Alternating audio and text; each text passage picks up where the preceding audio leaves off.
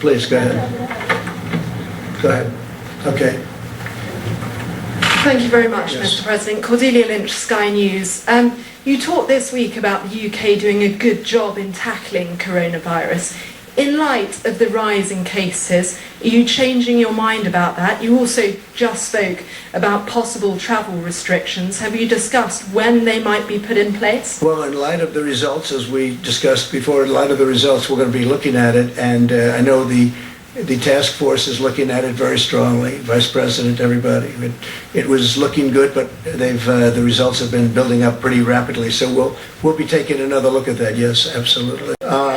Yeah, go ahead, please.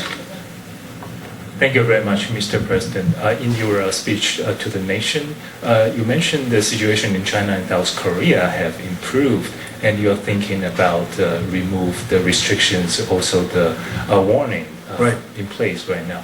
When can we expect that announcement, and how do you see the overall progress that Asian countries make? Well, some are making progress, some are not, as you know, but some are making progress, and as they make progress, as they get down to the number that we all think is right, that they know is right, we know is right, we'll be opening it up, and some are really moving along rapidly. We hope to be able to open things up as quickly as possible.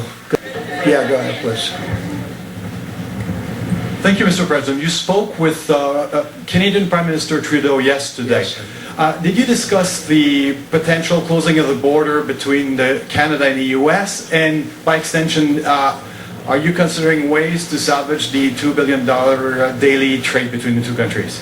So we didn't discuss the border. We've had a very good relationship, just about finished with the USMCA, as you know. He called me to tell me that.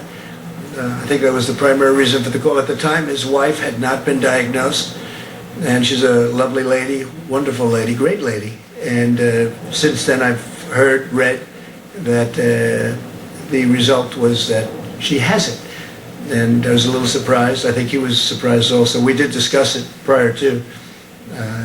She's going to be fine, but he thought that she would not most likely have the virus. Unfortunately, she does. But we didn't discuss the border yesterday. No. Darius, please go ahead. Thank you, Mr. President. Vanessa Yaklish for NTN24 for all Latin American countries, Yes, sure. and also for Spain, La Razón and Antena 3.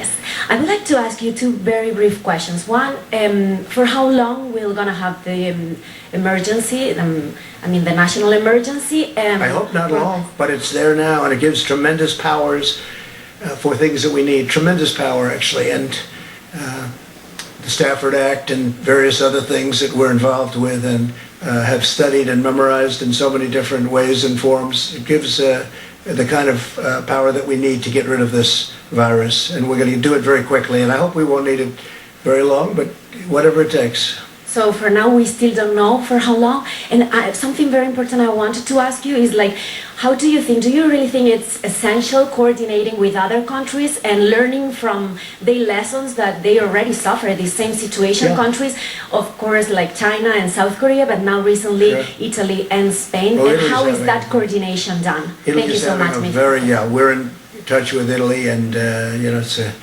it's a country that we love. We have tremendous millions and millions of people, origins from Italy, and we're working with them. They're in probably, relatively speaking, the toughest position of all.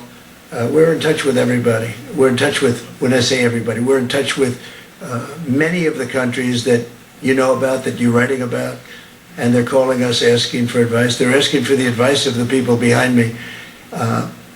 Italy's got a tough situation, but they have really clamped down. I think they're going to see some very good results. It's tough what they did. They really took their medicine, but they're going to see some much better results. President, I want to ask you about the European travel ban that goes into effect at midnight tonight and the exemption that you've offered to the UK. There are 17 countries that are in the so-called Schengen zone that have fewer coronavirus cases than the UK.